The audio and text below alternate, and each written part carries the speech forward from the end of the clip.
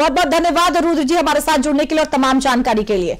तो बुलेटिन में अगली खबर नेपाल से जुड़ी हुई है। नेपाल सुलग रहा है। कल तक सत्ता के शीर्ष पर बैठे हुक्मरानों ने इस्तीफा देकर तख्ता पलट की नींव रख दी है, लेकिन नेपाल में हो रहे बवाल का असर भारत में नेपाल से सटी सीमाओं पर भी हो रहा है। लेकिन पहले से ही सतर्क यूपी सरकार ने अपनी तैयारियों को और दुरुस्त कर दिया है। सीएम योगी ने सुरक्षा को लेकर खुद मोर्चा संभाल लिया है, यानी नेपाल में चाहे जो भी हो उसका असर भारत में तो नहीं होने वाला है। नेपाल में क्या है मौजूदा हालात और यूपी सरकार की तैयारियां क्या है, सब कुछ इस रिपोर्ट में देखिए।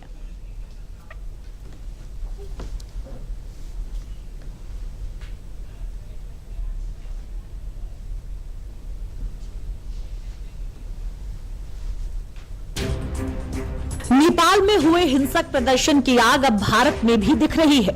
नेपाल से सटे जिलों बहराइच में भारत नेपाल सीमा के पास रुपईडीहा के जमुनाहा चौकी को उपद्रवियों ने आग के हवाले कर दिया।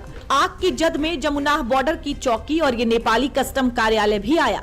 हालत ये हो गई कि नेपाली पुलिस को भारतीय इलाके में जान बचाने के लिए भाग कर आना पड़ा। भारत नेपाल सीमा पर नेपाली प्रदर्शनकारियों की आगजनी, बॉर्डर के जमुनाहा चौकी में आगजनी, नेपाली कस्टम दफ्तर भी आग के हवाले। नेपाली सीमा पर प्रदर्शनकारियों ने जमकर तोड़फोड़ की। जान बचाने के लिए नेपाली पुलिस भारतीय इलाके में आई। रुपईडीहा सीमा पर आवागमन पूरी तरह रोका गया। नेपाल से आ रहे भारतीय पर्यटकों को जांच के बाद प्रवेश। संवेदनशीलता को देखते हुए हम 101% एसपी बहराइच से भी मेरी बात हुई है और एसपी बहराइच ने भी अपनी फुल फोर्स यहाँ लगाई है और मेरी जितनी भी स्ट्रेंथ है सारी की सारी बॉर्डर पे अवेलेबल है। तो स्ट्रेंथ की मेरे पास कोई कमी नहीं। वहाँ मेरी ओपी पोस्ट लगी है, वहाँ मेरा नाका लगा। आप बॉर्डर पे घूम के देखिएगा, हर जगह पे मेरी नाका पेट्रोलिंग लगी हुई है। तो हम सबकी सुरक्षा के लिए खड़े हैं, किसी तरह का कोई ऐसा मिस हैपनिंग नहीं होने दें। 2-3 दिन से हालात नेपाल के खराब थे, लेकिन कल भैरवा के इलाके में काफी भयावह इंसिडेंट हुआ।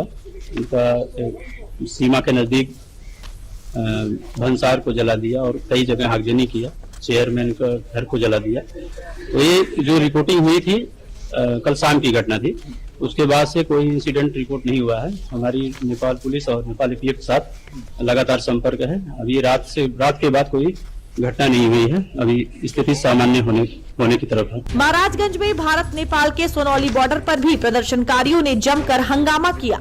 जानकारी के मुताबिक सोनौली बॉर्डर पर नेपाली कस्टम कार्यालय को प्रदर्शनकारियों ने आग के हवाले कर दिया। इसको देखकर नेपाल सेना की सुरक्षा में तैनात एसएसबी और पुलिस अलर्ट हो गई है और बॉर्डर नेपाली युवाओं द्वारा किए गए विरोध प्रदर्शन के बाद मौके पर डीएम एवं एसपी भी पहुंच गए हैं और सुरक्षा व्यवस्था का जायजा लेते हुए देर रात तक डटे रहे। हमारे यहाँ सुरक्षा व्यवस्था पूरी तरह से मुस्तैद है। हमारे क्षेत्र में जो इंडियन साइड है वो पूरी शांति व्यवस्था है। यहाँ पे कोई भी असुविधा या किसी तरह की कोई कठिनाई नहीं है। हम और एसपी और एसएसबी और बाकी सारे विभागों के साथ हम लोग इस बात को देख रहे हैं। तो हमारे नागरिकों को, हमारे क्षेत्र के जो भी यहाँ के रहने वाले लोग हैं, उनको किसी भी प्रकार की किसी भी तरह से घबराने की जरूरत नहीं है। बिल्कुल यहाँ पे स्थिति सामान्य है और सारी यहाँ पे सुरक्षा व्यवस्था मुस्तैद है और कोई भी यहाँ पे कोई कठिनाई नहीं। नेपाल आने का, काठमांडू आने का प्लान है तो पोस्टपोन कर देना चाहिए, क्योंकि सिचुएशन बहुत ही गंभीर है और वैसे वो किसी को कुछ नहीं कह रहे हैं, बट समहाउ हमें अपनी सिक्योरिटी, अपना कॉशन खुद ही लेना चाहिए। तो अभी मतलब this is not the right time to travel from Delhi to Kathmandu. तो better is stay safe in your India, that will be the best choice for all of us. Nepal की जर्नी हमारी स्टार्ट हुई थी 5 सितंबर से। जर्नी काफी अच्छी थी, बट आखिरी में आते आते हमारी जर्नी को डिफिकल्टी काफी हुई। लास्ट में फ्लाइट कैंसिल हो गई पोखरा से काठमांडू।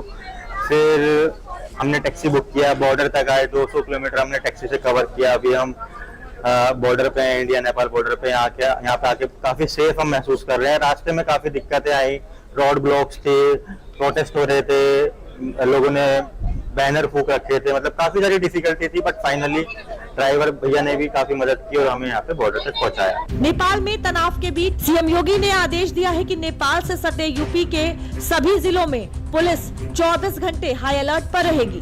सीएम योगी ने डीजीपी राजीव कृष्ण को निर्देश दिया है कि सुरक्षा व्यवस्था को और मजबूत करने के लिए अतिरिक्त पुलिस बल तैनात किया जाए और नेपाल से जुड़े संवेदनशील जानकारी या पोस्ट पर लगातार नजर बनाए रखा जाए। नेपाल में फंसे भारतीयों के लिए भी यूपी पुलिस ने हेल्पलाइन नंबर जारी कर दिया है। नेपाल में फंसे भारतीयों के लिए यूपी के लखनऊ में कंट्रोल रूम बना। 3 हेल्पलाइन नंबर और एक व्हाट्सएप नंबर 24/7 चालू रहेंगे। 052223902557, 05222724 और 9454401674 पर कॉल कर सकते हैं। उत्तर प्रदेश सरकार के व्हाट्सएप 9454401674 पर मैसेज कर सकते हैं। नेपाल में जेनजी आंदोलन ने केपी शर्मा ओली की सरकार को सत्ता से बेदखल कर दिया है। नेपाली सेना ने मंगलवार रात 10 बजे देश की कमान संभाल ली। दरअसल पीएम केपी शर्मा ओली के इस्तीफे के बाद नेपाली सेना ने कमान संभालने का बयान जारी किया। नेपाली सुप्रीम कोर्ट की पूर्व जज सुशीला कार्की देश की अंतरिम प्रधानमंत्री बनेंगी। नेपाल में केपी शर्मा ओली की सरकार के खिलाफ हिंसक विरोध प्रदर्शन के बीच नेपाल में कानून व्यवस्था पूरी तरह ध्वस्त हो गई है। मंगलवार की रात करीब 9 बजे तक नेपाल के 3 बड़े जेल टूट गए और सैकड़ों कैदी फरार हो चुके हैं। महोत्तरी के जलेश्वर जेल से करीब 572 कैदी भाग गए। प्रदर्शनकारियों ने जेल की दीवार तोड़ी। ललितपुर के नक्खू जेल से प्रदर्शनकारियों ने पूर्व डिप्टी पीएम रवि लामिछाने को रिहा करवाया। करीब 1500 कैदी भी जेल से बाहर आए। नेपाल की कैलाली जेल से सैकड़ों कैदी फरार। नेपाल में आखिर ये गुस्सा क्यों